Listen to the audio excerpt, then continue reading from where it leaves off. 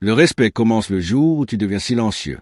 Pas parce que tu n'as plus rien à dire, mais parce que tu as enfin compris que tout dire affaiblit. Il existe un silence qui dérange, un silence qui fait lever les yeux, un silence qui pousse les autres à s'interroger. Et ce silence-là, c'est celui des personnes qui ont compris le fonctionnement réel du pouvoir. Machiavel l'avait observé bien avant notre époque.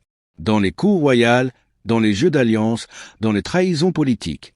Il savait que le monde n'est pas gouverné par ceux qui parlent le mieux, mais par ceux qui savent quand se taire. Aujourd'hui encore, rien n'a changé.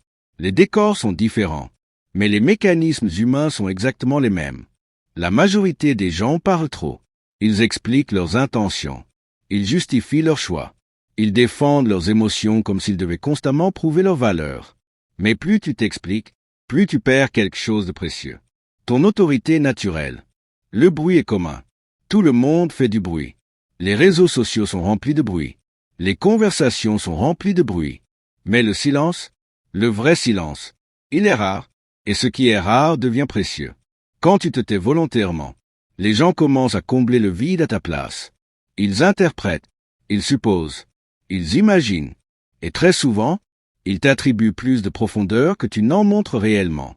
C'est là une loi psychologique simple. Index vert pointant vers la droite blanc. L'esprit humain déteste le vide. Quand tu ne donnes pas d'informations, les autres en créent. Machiavel comprenait parfaitement ce phénomène. Il savait que l'incertitude est une forme de contrôle. Celui qui est prévisible est manipulable. Celui qui est lisible est vulnérable. Mais celui qui reste opaque devient intimidant même sans lever la voix. Regarde les personnes réellement respectées. Elles ne parlent pas beaucoup. Elles ne se justifient pas. Elles ne réagissent pas immédiatement. Quand elles parlent, tout le monde écoute. Pourquoi? Parce que chaque mot est rare. Et ce qui est rare pèse lourd. À l'inverse, les personnes qui parlent trop deviennent transparentes. Elles exposent leurs faiblesses sans le vouloir. Elles montrent leurs besoins, leur impatience, leur peur de perdre. Et dans n'importe quel rapport humain, celui qui a le plus besoin perd du pouvoir. Machiavel ne parlait pas de morale. Il parlait de réalité humaine.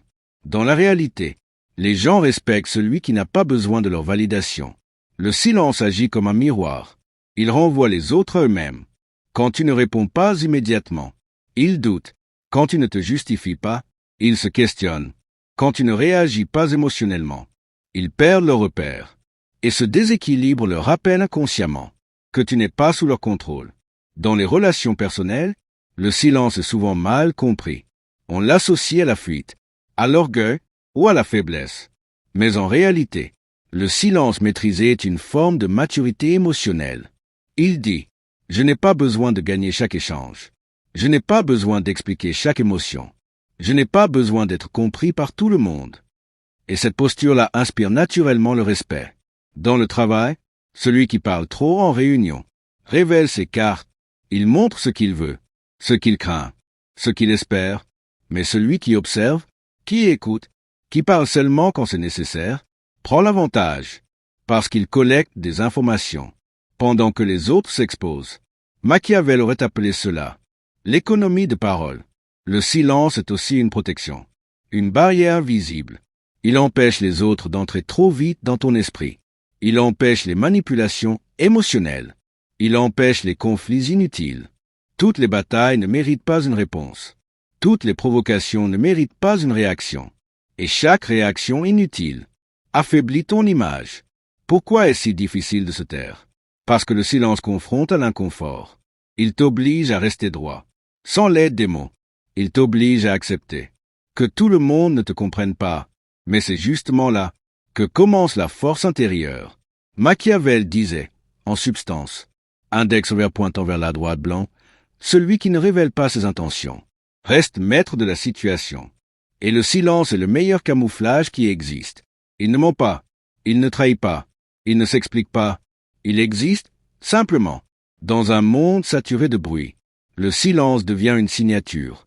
Quand tu parles, moi, chaque mot devient intentionnel. Chaque phrase devient stratégique. Et les autres s'adaptent à ton rythme, au lieu que tu t'adaptes au leur.